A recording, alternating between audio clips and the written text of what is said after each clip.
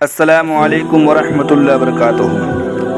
دوستو، کیا آپ لوگوں کو معلوم ہے کہ حضرت عبداللہ کون ہیں؟ میں آپ کو بتاتا چلوں، حضرت عبداللہ یہ ہمارے حضور رحمت عالم صلی اللہ تعالیٰ علیہ وسلم کے والد ماجد ہیں۔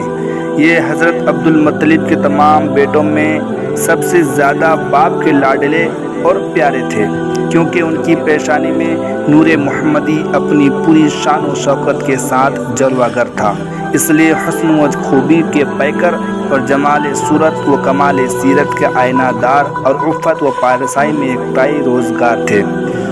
قبیلہ قریش کے تمام حسین عورتیں ان کے حسن و جمال پر فریفتہ اور ان سے شادی کی خواستگار تھیں، مگر حضرت عبد المطلب ان کے لیے ایک ایسی عورت کی تلاش میں تھے جو حسن و جمال کے ساتھ ساتھ حسب و نسب کی شرافت و عفت و پارسائی میں بھی ممتاز ہو۔ عجیب اتفاق ہے کہ ایک دن حضرت عبداللہ شکار کے لیے جنگل میں تشریف لے گئے۔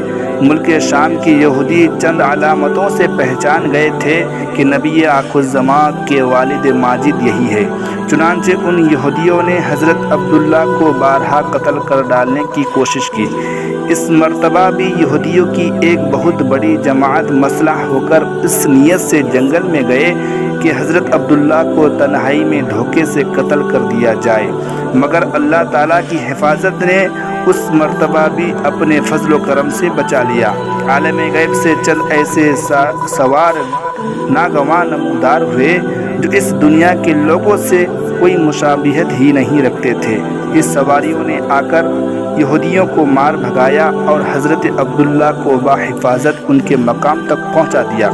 وہب بن مناف بھی اس دن جنگل میں تھے اور انہوں نے اپنی آنکھوں سے یہ سب کچھ دیکھا، اس لیے ان کو حضرت عبداللہ سے بے انتہا محبت و عقیدت پیدا ہو گئی، اور گھر آ کر یہ عزم کر لیا کہ میں اپنے نور نظر آمینہ کی شادی حضرت عبداللہ ہی سے کروں گا۔ چنانچہ اپنی اس دلی تمنا کو اپنے چند دوستوں کے ذریعے انہوں نے حضرت عبد المطلب تک پہنچا دیا۔ خدا کی شان کی عبد المطلب اپنے نور نظر عبداللہ کے لیے جیسی دلہن کی تلاش میں تھے، وہ ساری خوبیاں حضرت آمینہ بنت وہب میں موجود تھیں۔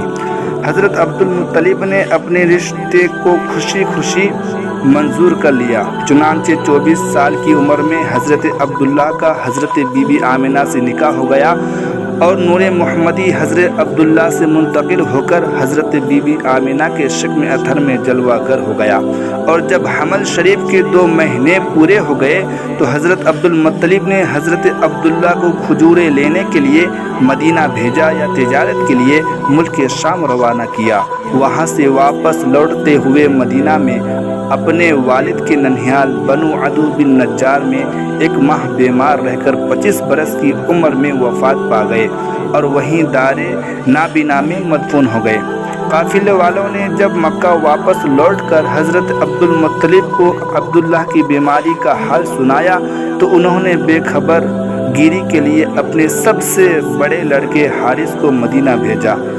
ان کے مدینہ پہنچنے سے قبل ہی حضرت عبداللہ راہی ملک بقا ہو چکے تھے۔ حارث نے مکہ واپس ہو کر جب وفات کی خبر سنائی تو سارا گھر ماتم قدا بن گیا، اور بنو ہاشم کے گھر میں ماتم برپا ہو گیا۔ خود حضرت آمینہ نے اپنے شوہر کا ایسا پردرد مسیہ کہا کہ جس کو سن کر آج بھی دل درد سے بھر جاتا ہے۔ روایت ہے کہ حضرت عبداللہ کی وفات پر فرشتوں نے غمگین ہو کر بڑی حسرت کے ساتھ یہ کہا، الہی تیرا نبی یتیم ہو گیا۔ حضرت حق نے فرمایا، کیا ہوا؟ میں اس کا حامی و حافظ ہوں۔ حضرت عبداللہ کا ترکہ ایک لونڈی ایمن جن کا نام برکہ تھا، اور کچھ اونٹ کچھ بکریاں تھیں، یہ سب ترکہ حضور صلی اللہ تعالیٰ علیہ وسلم کو ملا۔ ایمن بچپن میں حضور اقدس صلی اللہ تعالیٰ علیہ وسلم کی دیکھ بھال کرتی تھی، کھلاتی، کپڑے پہناتی، پرورش کی پوری ضروریات مہیا کراتی۔ اس لیے حضور اقدس تمام عمر ایمن کے دل جوئی فرماتے رہے۔ اپنے محبوب و مجتبی غلام حضرت زید بن حارث سے ان کا نکاح کر دیا، اور ان کے شکم سے حضرت اسامہ پیدا ہوئے۔ دوستو، اگر آپ لوگوں کو ویڈیو اچھی لگی ہو تو ویڈیو کو لائک کریں، شیئر کریں اور چینل کو سبسکرائب کریں۔